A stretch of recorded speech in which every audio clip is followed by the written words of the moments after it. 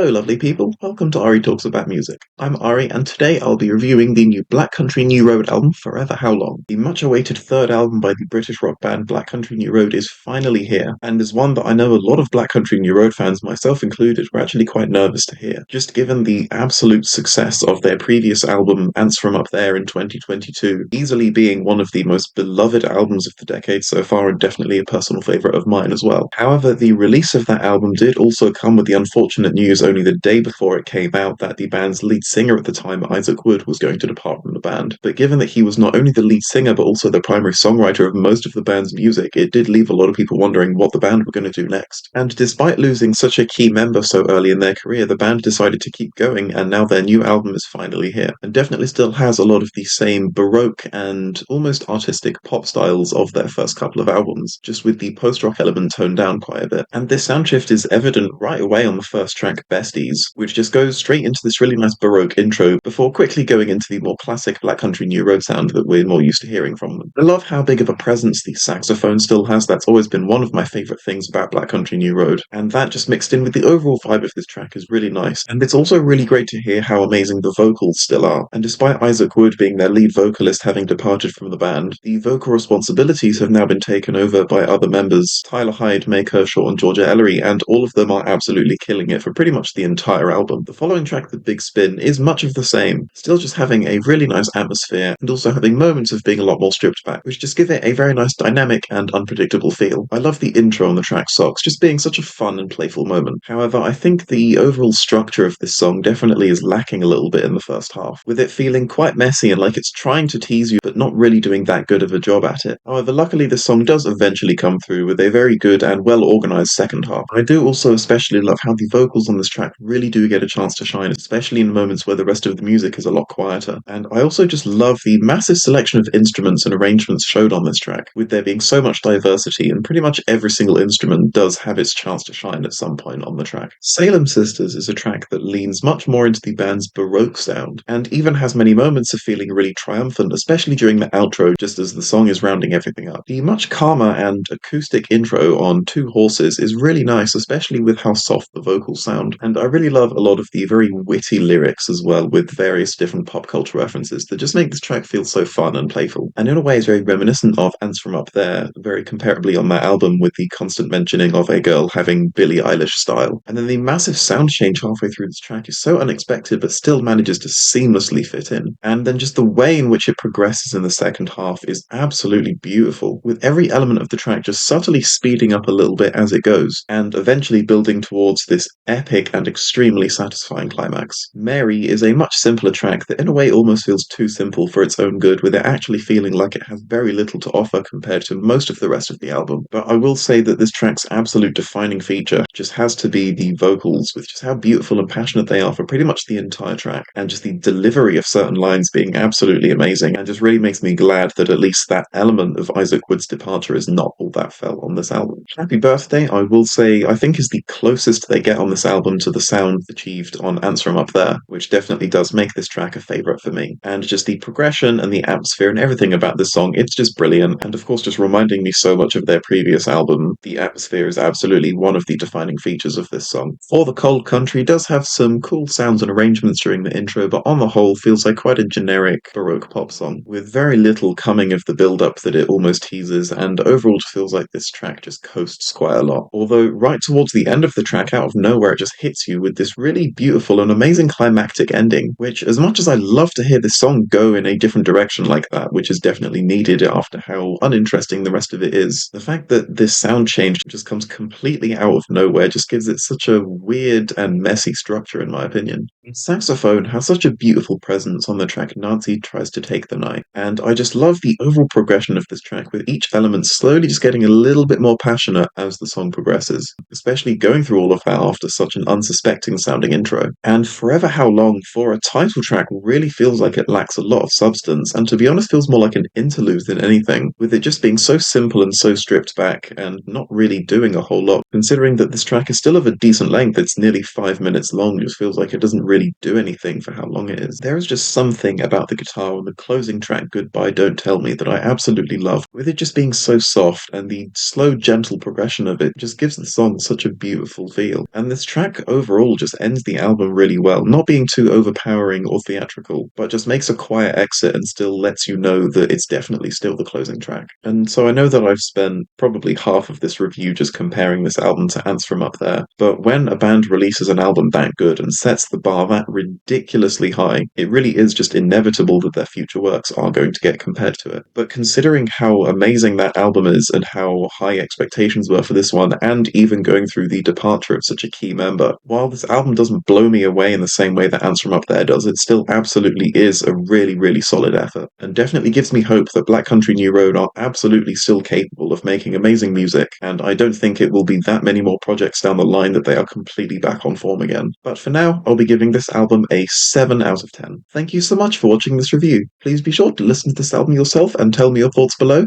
Please leave a like if you liked the video, and please leave a dislike if you didn't like the video, and remember to stay hydrated.